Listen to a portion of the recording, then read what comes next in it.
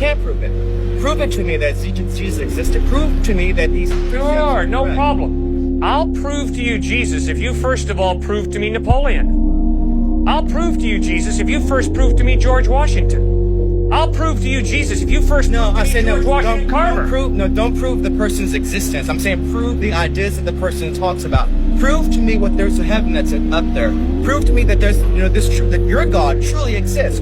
Prove to me that these precepts of the Bible are truly what true revelation. Prove to me that these things are actually there. I'm an empiricist. Prove to me that they're there. All right, I'll do that. If, first of all, you prove to me that your taste buds are telling you the truth when they tell you you're drinking sour milk. Secondary rational, some things you can't prove, so then you fall upon Some faith. things you can't prove. Sir, I'm sorry, I haven't communicated clearly. Sir, you can't prove a thing. To prove means to show it cannot be another way. You cannot prove a thing in life. You as a thinking human being don't base your life on proof. You base your life on evidence. What does the evidence point to? And you follow the evidence. To prove means to show.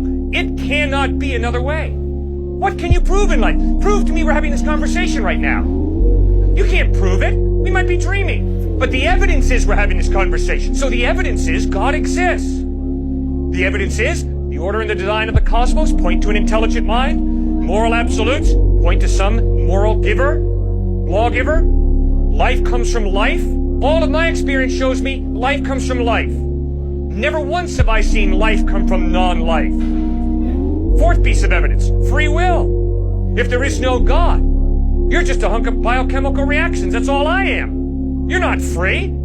You're determined by your biochemical reactions. Well, if I'm free, it means there's more to me than just my biochemical makeup. There's a soul, a personality, an I that goes beyond the biochemical. I have a free will. Well, the free will can only exist if there's some type of God who creates me biochemically, but also gives me a will that's not totally dependent upon my biochemical reactions. That's why I believe God exists. Now, why do I believe Jesus is reliable? Because the historical evidence of the way he lived, what he taught, how he died, how he rose from the dead, points to his credibility. If you live like Jesus lived, if you teach what he taught, if you died the way he died, loving and forgiving your enemies, and if 3 days later you rise from the dead, sir, I will listen very closely to everything you have to say. Because the evidence is